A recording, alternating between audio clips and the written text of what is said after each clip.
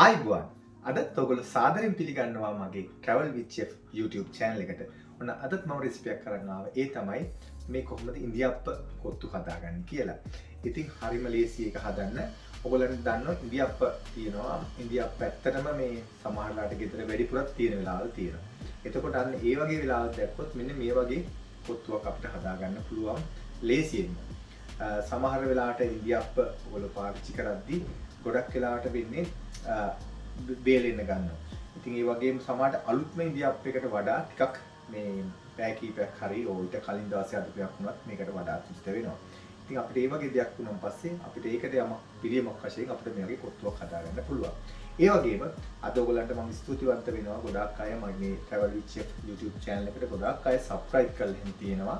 ඉතින් හැමෝටම ඉතාමත්ම ගෞරවාන්විතව ඉතාමත් ස්තුතියි කියලා කියන්න මම මේ අවස්ථාවක් කරගන්නවා. එහෙනම් අපි බලමු කොහොමද මේක ඉන්දියාප්ප කොත්තු එක හදාගන්නේ කියලා. ඉතින් මේ තමයි තියෙන ඉන්දියාප්ප. ඉන්දියාප්ප ගත්තාම මෙන්න මේ විදිහට පොඩියට කපා ගන්න ඕනේ. ඉතින් මේක ඉන්දියාප්ප ටික මේ වගේ කොටු වගේ ප්‍රමාණය හෝ ඊට වඩා පොඩ ලොකු වුණත් කමන්නේ නැහැ. මේ විදිහට කපා ගන්න පුළුවන්. ඉතින් ඒ තමයි මේ තියෙන්නේ මෙතන. ඊළඟට අපිට මූලික වශයෙන් අවශ්‍ය වෙනවා මේ ලුණු ටික අවශ්‍ය වෙනවා. ඊළඟට මෙතන තියෙනවා මේ ගෝවා හීනෙට කපාගෙන. ඊළඟට කැරට් තියෙනවා. ඔයගොල්ලෝ කැරට් ගා ගන්නත් පුළුවන් සාමාන්‍ය ලොකු හැඩයට. නැත්නම් මේක හීනෙ කපා ගන්නත් පුළුවන්. ඊළඟට අවමිරිස් තියෙනවා. ඊළඟට ලීක්ස් තියෙනවා. ඊළඟට මෙතන තියෙනවා ස්ප්‍රින්ග් අනියන් තියෙනවා. අපිට අවසානයේ එකතු කරගන්න. ඒ වගේම මම මේක හදන්නේ අද චිකන් දාලා. මේ චිකන් කරියකුත් මේ තියෙනවා. ඔයගොල්ලන්ට මේ රෙසිපි එක මම කලින් පෙන්නලා ඇති. ඒත් මේ ඒ විදිහට හදපු චිකන් කරි එකක් ඒකක් තියෙනවා. ඊළඟට බිත්තරයක් අපිට අවශ්‍ය වෙනවා. ඊළඟට ඕන බිත්තර දෙකක් දාන්නත් පුළුවන්. ඊළඟට කරපිංච අවශ්‍ය වෙනවා මේකට දාගන්න. ඊළඟට කුළුපඩු ගත්තොත් අපිට මෙන්න මේ ටික තමයි අවශ්‍ය වෙන්නේ. මෙතන තියෙනවා මේ කෑලි මිරිස් තියෙනවා, ගම් මිරිස් තියෙනවා. මම කහ කුඩු පොඩ්ඩක් එකතු කරනවා හේතුව තමයි මොකද මේ ඉන්දියාප්ප ගත්තාම සුදු පාටයි. ඉතින් නමුත් මේ වගේ පොඩ්ඩක් පාට එකතු කරන් පස්සේ ඒක අවසානයේ තාමත් හොඳ පෙනුමක් එනවා. ඊළඟට ලුණු ස්වල්පයක් අවශ්‍ය වෙනවා. ඊළඟට අපිට අවශ්‍ය වෙනවා තෙල්. ඉතින් මේක ඔයගලන්ට මේ පාවිච්චි කරන්න පුළුවන් ඔයගලන්ට කැමති තෙලක් විශේෂයෙන් කැනල් ඔයිල්, ভেජිටබල් ඔයිල් ඒ වගේ දේක් පාවිච්චි කරන්න පුළුවන්. ඉතින් අපි එන මේක හදාගමු. ඉතින් අපි ඇත්තටම කොත්තු හදද්දී අපිට පුළුවන් තැටියක පාවිච්චි කරන්න. නමුත් හැම ගෙදරකම තැටියක් නැති නිසා තමයි මම අද ඔයගලන්ට මෙන්න මේ වගේ පෑන් එක මේක කරන්නේ. ඉතින් මේක හැමෝගේ ගෙදර තියෙනවා. ඉතින් මේ මම කියලා දෙන්නේ අද මේ විදිහට හදාගන්න. ඉතින් මුලින්ම තෙල් ටිකක් මේ වගේ දානවා. ඔයගොල්ලෝ අහනවා ඇයි මේ සුදු ලුණු ඉඟුරු පාවිච්චි කරන්නේ නැති කියලා. ඇත්තටම ඒව දාන්න ගියොත් මොකද අපි ඇත්තටම චිකන් කරි එකේ තියෙනවා. නමුත් ඒක දැම්මොත් ගොඩක් මේකේ සැර වැඩි වෙනවා. නිකන් ටේස්ට් එක වෙනස් පැත්තකට හැරෙනවා. ඉතින් ඒකයි මම මේක සුදු ලුණු ඉඟුරු මේක වෙලාවේ පාවිච්චි කරන්නේ නැත්තේ. ඉතින් ඒක නිසා මම මේකට ඒ නිසා විසඳුමක් හැටියට තමයි ඇත්තටම මම මේ විදිහට පාවිච්චි කරන්නේ ලුණු ඊළඟට අපිට මේ කරපිංච තියෙනවා. ඒ ටික මුලින්ම බෙද ගන්නවා. ඊට පස්සේ අපි එලෝ ටික එකතු කරගන්නවා. ඊට පස්සේ මම මුලින්ම ලුණු ටික මෙන්න විතර එකතු කරනවා. ලුණු ටික පොඩ්ඩක් මේ වගේ පාට වෙන්න දෙන්න. ඒ වෙනකොට මම බිත්තරේ එකතු කරනවා මෙතනදිම.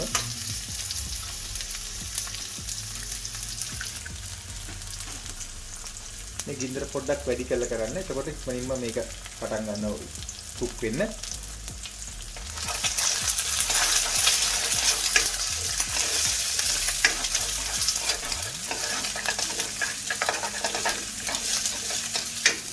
ඉතින් බිත්තරය ලුණු මේ විදිහට බෙදීගෙන එනකොට මම එකතු කරනවා කරපිංච ඊළඟට අවුමිරිස් දැන් ඒ ටික බෙදෙනකොට හොඳ සුවඳක් එනවා ඊළඟට මම එකතු කරනවා ගෝවා කැරට් ඊළඟට ලීක්ස් ටික. ඉතින් මේ විදිහට එකතු මේක මොන විදිහට කොහොම දැම්මත් කමන්නේ. ඒ කියන්නේ මම මුලින් දාන එක වෙනස් වුණාට පස්සේ යන්නේ. නමුත් මේ විදිහට මේක හොඳට බෙදෙනවා.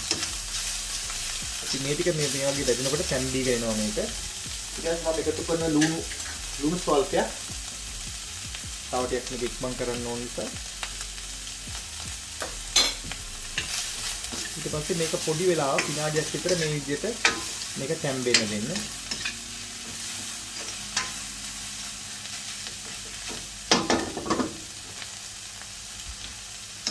ඉතින් මේක දැන් ටිකක් තැම්බීගෙන එන්නේ මේ වෙලාවේ. මම දැන් මේකට එකතු කරනවා කහ කුඩු ටිකක්. මේ වගේ කහ පොඩ්ඩක් දාපුවා. ඊට පස්සේ මේකේ වෙනස් වෙන පාට ලස්සන පාටක් එනවා.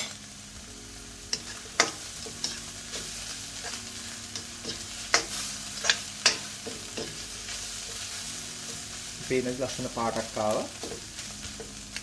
ඊළඟට මම කෑලි මිරිස් ටිකක් එකතු කරනවා මේත් එක්කම. කෑලි මිරිස්. ඒත් එක්කම මේක පොඩ්ඩක් කවලම් කරගම මම එකතු කරනවා මගේ දැන් අපි කීනියට කපාගත්ත ඉන්දියාප්ප ටික. ඔයගලන්ට ඉතින් ඉන්දියාප්ප වෙන ඕන විදිහකට දාන්න පුළුවන්. සමහර ඉන්දියාප්ප තියෙනවා මේ ඔයාලට මේ රතු ඉන්දියාප්පෙන් හදනවා නම් ඒකත් හදන්න පුළුවන්. නමුත් ඉතින් මේ වගේ කොත්තුකට ඇත්තටම වටින සුදු පාට ඉන්දියාප්ප එක.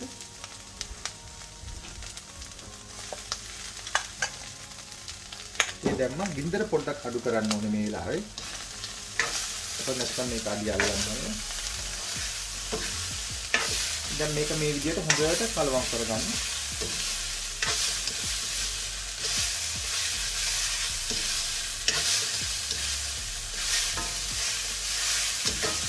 ඉතින් මේ වගේ හදන තවත් විශේෂ වර්ග කීපයක් තියෙනවා. නමුත් මම ඒක කාලයක් එක්ක ඔයගලන්ට කිසිම කියව දෙන්න.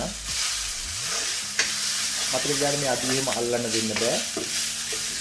මේක ඊට මේ වගේ හොඳට කවලම් වුණාන් පස්සේ දැන් මම මේකට එකතු කරනවා චිකන් ටික.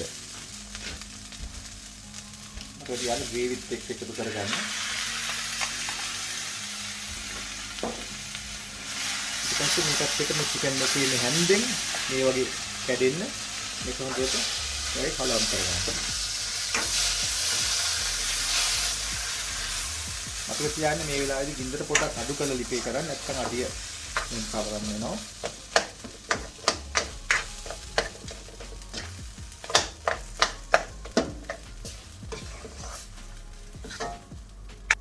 දැන් බලන්න හොඳට මේ කවලම් වෙනකොට ග්‍රේවි ගොඩ කරගන්න එපා. ඉතින් මේක හිමීට මේ විදිහට මේක කරගන්න. දැන් ඔයගලන්ට මේ වෙලාවේ එකතු කරන මම ගම්මිරිස් කුඩු ටික. ඒක තමයි අවසාන වශයෙන් කර යුතු දේ. මේ වගේ ගම්මිරිස් ටික එකතු කරනවා. දැන් මේක නැවත මේ වගේ කවලම් කරලා ඊට පස්සුව මම ඔයගලන්ට මෙච්චරයි මේක. දැන් මම ප්ලේට් එකකට දාලා ඔයගලන්ට පෙන්නනවා කොහොමද මේක අපි සරසගන්නේ කියලා. ඉතින් මම මේ විදිහට මේ ප්ලේට් එකට දාගත්තා. දාලා ඊට පස්සේ මම මේ වගේ ස්ප්‍රින්ග් අනියන් පොඩ්ඩක් මේ වගේ ඉස්සරහ උඩින් ලස්සනට මේ වගේ සරස ගන්න. ගොඩාක් දේවල් මේ කරන්න යන්න එපා. මේක හරි සිම්පල් වෙන්න ඕන. ඊළඟට හොඳ රස්ටඩ් මේක ඔයාලා කනවා නම් මේක කාට හරි ගෙස් කෙනෙකුට මේක සර්ව් කරනවා නම් මතක තියාගන්න හොඳට රස්නෙට උණුසුමට දෙන්න ඕනේ.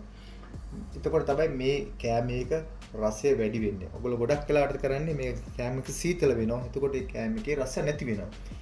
කෑම එකක් ඇත්තටම එන්ජොයි කරනවා නම් ඒක රස්නේ පිට තමයි කන්න ඕනේ. එතකොට තමයි ඒක හරියටම එන්ජොයි කරන්න පුළුවන් වෙන්නේ.